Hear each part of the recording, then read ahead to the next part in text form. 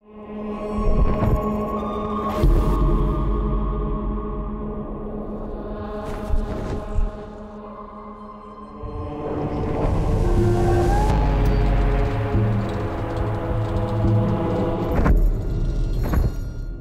Inferno, there's just nowhere to just hang out. You know, I'm just going to go to the jacuzzi area. Anger is all about just intense violence and rage.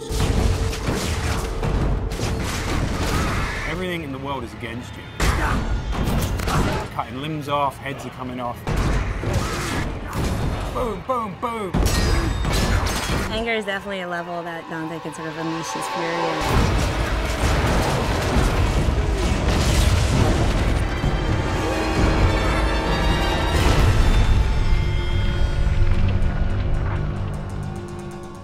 Second-to-second gameplay experiences is really where Dantes Inferno pays off. We have a combination of a multiple set of weapons. We've got Death Scythe, which is your big, powerful melee weapon. We've got the Holy Cross that shoots holy magic, and it's a range attack, it's a stun attack. You can do a lot of things with that.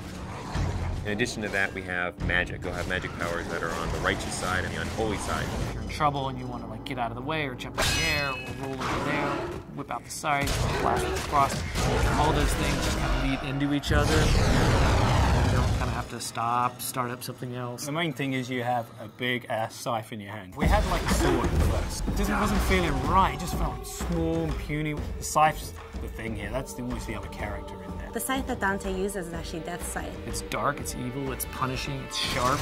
There's actually a lot of different modes you could go in. It could kind of have this sort of straight spear-like mode. It also has what we call sort of the collapse mode, where it's more like a scythe that's just on his wrist.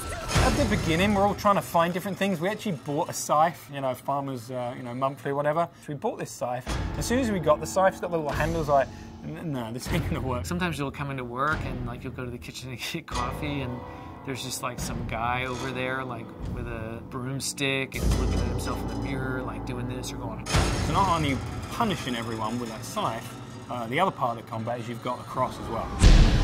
The cross primarily is about stunning, pushing back, holding off enemies to buy yourself time. You know, it never really touches anyone physically. It's more about the power that emanates from it.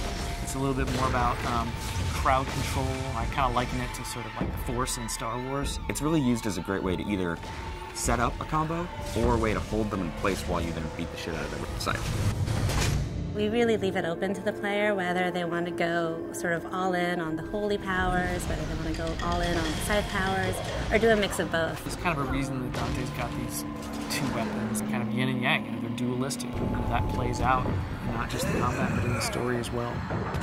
That's the whole personality of Dantes Inferno. The most important thing to us was making sure that the combat felt awesome. One of the big things that we wanted to do in Dantes Inferno was really have the game run at 60 frames per second. 60 feels free, it feels fluid. 30 feels like you're drunk. I mean, we did some tests, you know, where we took 30 and we took 60. You can totally find everything. As soon as you go to 60, you just see the flow, you see the trails, the scythes leaving behind, it's just the smoothness. It's a visual and a tactile thing. It's how it feels, but 60 frames a second is pretty good. Especially with all the great effects we got going on in the game now. Sassy. By the time you get to anger, you're kicking some ass, but don't get too comfortable, because pretty soon the shit's really gonna go down. Going to anger, which is really combat focused, and you're really gonna test your skills in that arena. Then you're gonna go into heresy, which I think will make you think about certain things that you may not normally think about in a video game. Dante starts to go wild.